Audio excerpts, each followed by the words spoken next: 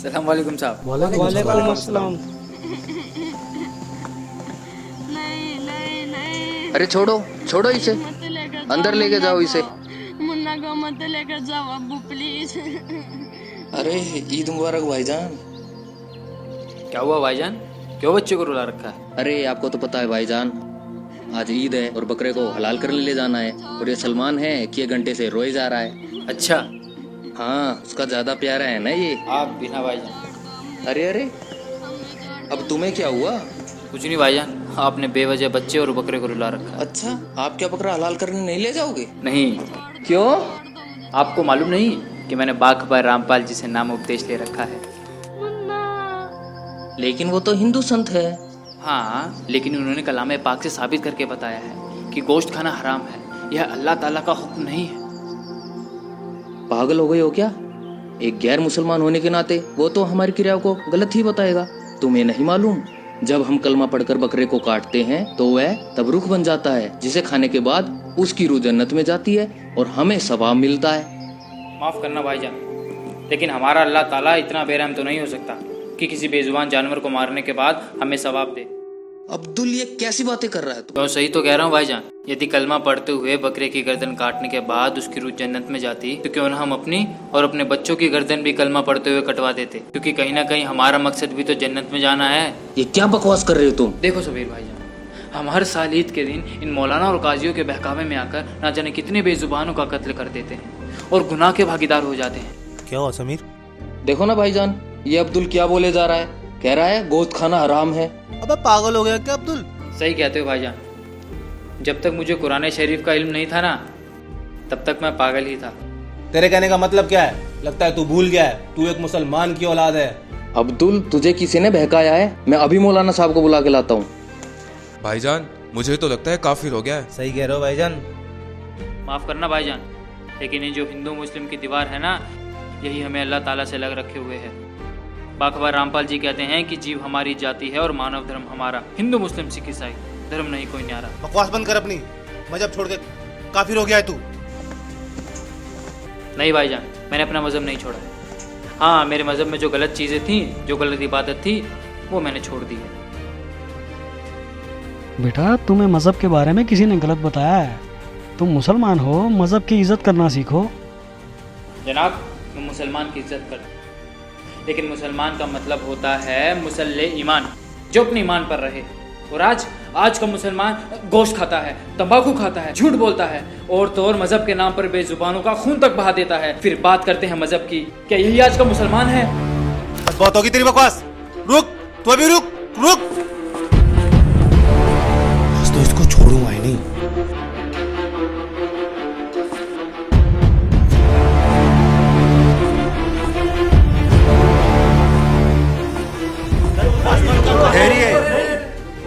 मौलाना साहब ये अस्सलाम वालेकुम। वालेकुम अस्सलाम। क्या हुआ बरखुरदार, आपकी क्या मसाद है? एक मुसलमान होते हुए भी आप अपने मजहब की रीतियों को गलत बता रहे हैं। पता है अपना मजहब कितना पाक है?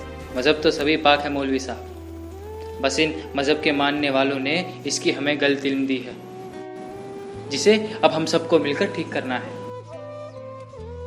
हम सब एक अल्लाह के बंदे हैं और अल्लाह को पाने का रास्ता भी एक ही है। इसलिए हिंदू हो या मुसलमान, सिख हो या ईसाई, सबके सब बाखबर रामपाल जी से जुड़कर अपनी पाक किताबों का इल्म लेकर सच्चे अल्लाह की इबादत कर रहे हैं। तो क्या तुमने अपने दिन को छोड़ दिया? नहीं मौलाना साहब, शायद आप गलत समझ रहे हैं। मैंने मुसलमान दीन को नहीं, बल्कि मुसलमान दीन में जो फैला हुआ अजाब है उसको छोड़ा है। मौलाना साहब ये कहता है बेजुबानों का कत्ल क्यों करते हो और गोश्त खाना हराम है। अरे काफिर, यह अल्लाह का हुक्म है। नहीं मौलाना साहब, गोश्त खाना अल्लाह का हुक्म नहीं है, बल्कि चुप कर अब्दुल, बंद कर अपनी बकवास। नहीं भाईजान, अब बात शुरू हो गई है तो उसे क्लियर करना भी जरूरी है। मौलाना साहब, अल्लाह ताला ने 6 दिन में कायनात बनाई और 7वें दिन जाकर तख्त पर बैठ गए। मतलब कि अल्लाह ताला को जो हिसाब बनाना था उन्होंने वो 6 दिन में बनाया, 7वें दिन जाकर तख्त पर बैठ गए।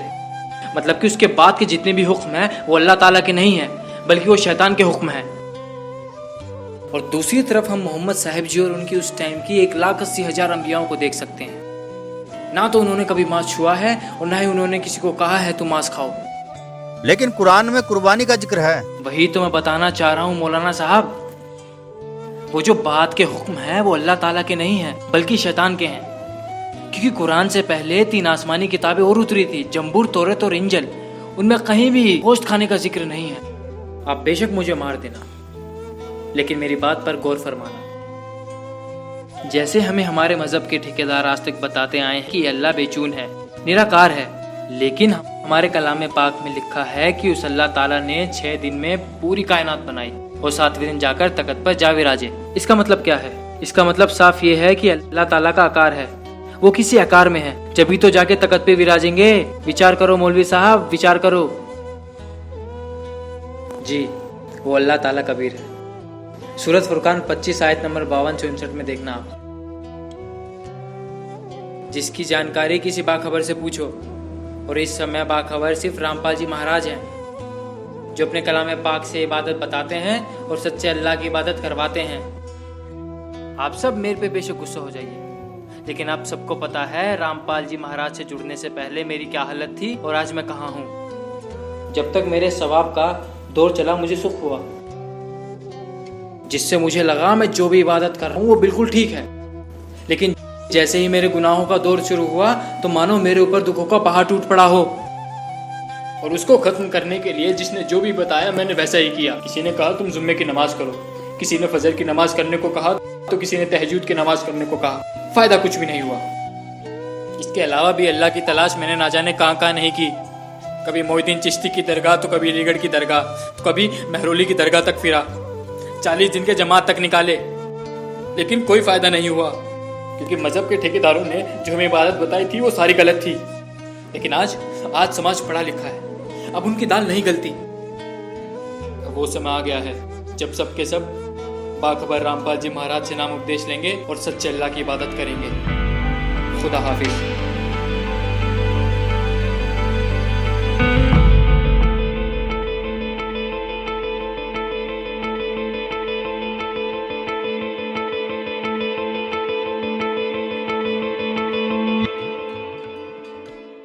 वकालत करते हैं मुसलमान धर्म के प्रवक्ता, मांस खाने की वकालत करते हैं। क्योंकि देखो, अगर कुरान शरीफ में या किसी पुराण में, वेदों में और गीता में मांस खाने का कहीं प्रावधान नहीं है। यदि किसी पुराण में और यदि किसी कुरान में और यदि फिर बाइबल में, इससे आगे जहाँ परमात्मा ने, उस अल्लाहु अकबर ने, समर्थ भगवान ने 6 दिन में सृष्टि रची, 7वें दिन वो तो तख्त पर बैठ गया जाके विधान बता के कि किसी ने भी मांस नहीं खाना है, ये खाने की वस्तुएं तुम्हें हलाल हैं, बाकी सब हराम है। इससे आगे कोई लेख उल्लेख है, चाहे वो पुराण में है, चाहे कुरान में है, चाहे बाइबल में या तौरात में है, या चाहे अन्य किसी इंजिल में है या ज़बूर के अंदर है, वो अल्लाहु अकबर का आदेश नहीं है, वो किसी अन्य देव का आदेश है। उसका आदेश पालन करके आप उस अल्लाहु अकबर के विधान को तोड़कर दोषी बन जाओगे। नबी मोहम्मद नमस्कार है, राम रसूल कहाया, 1,80,000 को सौगंध जिन नहीं कर चलाया, अर्श कुर्स पर अल तकत है, खालिक बिन नहीं खाली, और वह पैगंबर पाक पुरुष थे साहिब के अब्दाली। उसी परमात्मा ने कहा है कि जो नर गोश्त खाते हैं प्रत्येक राक्षस जान, इसमें संशय है नहीं, हिंदू खाइयो चाहे मुसलमान। कहते जो मांस खाते हो प्रत्येक राक्षस हैं, चाहे हिंदू हो चाहे मुसलमान। ये तुमने अपना फार्मूले आप बना रखे, उन महापुरुषों के आदेश नहीं है। कहते हैं मांस खावे सो ढेढ़ सब, और मद पीवे सो नीच, और कुल की दुर्मति पर हरे, भगवान कहे सो ऊंच। कहते मांस खावे सब ढेढ़ है, चाहे हिंदू है चाहे मुसलमान, सिख है या ईसाई। और कहते हैं मद पीवे सो नीच, शराब पीते वो महान नीच आदमी है, और अपने कुल का भी नाश करते हैं। केवल जो उस अल्लाहु अकबर का सच्चा नाम जपते हैं वही ऊंचे हैं। समझदार को संकेत बहुत होता। अब आप जी को दिखाया है परमात्मा नर आकार है, 6 शरीर है, 6 दिन में सृष्टि रची और परमात्मा ने छठे दिन मनुष्य को अपने जैसा, अपने अनुरूप, अपने शरीर जैसा, अपनी सूरत जैसा उत्पन्न किया, नर और नारी करके उनकी उत्पत्ति की और उनको खाने के लिए आदेश दे दिया।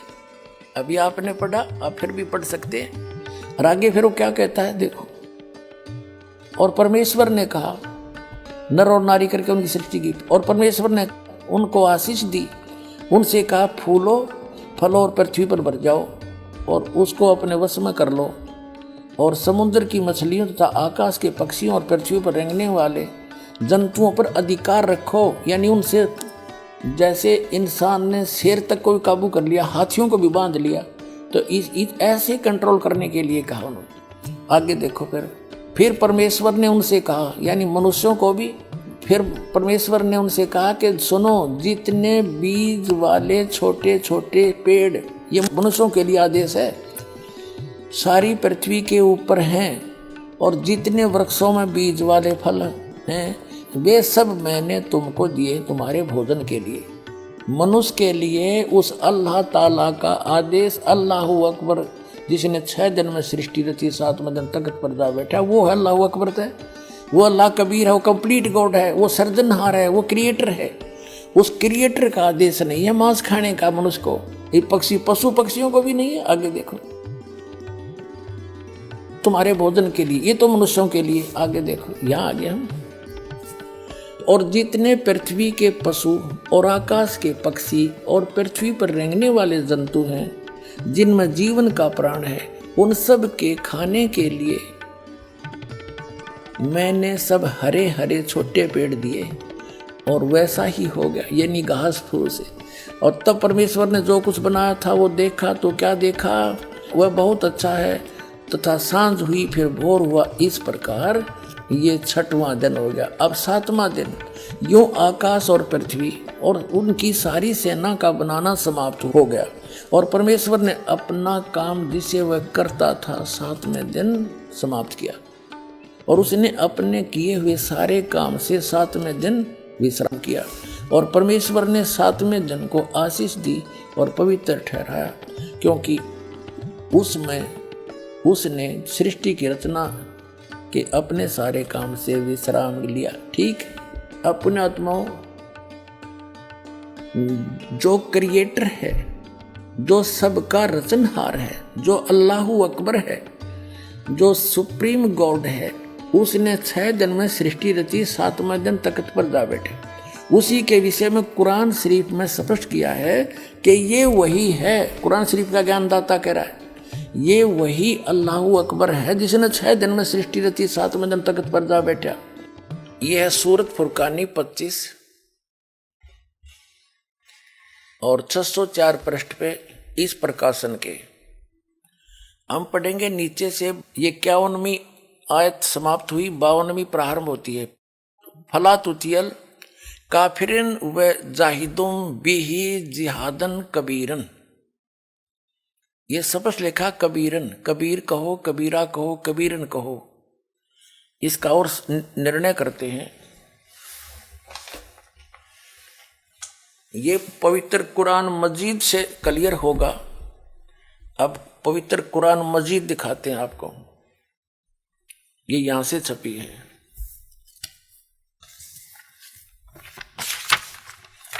ये भी पहले भी दिखाई थी आपको, ये वही है।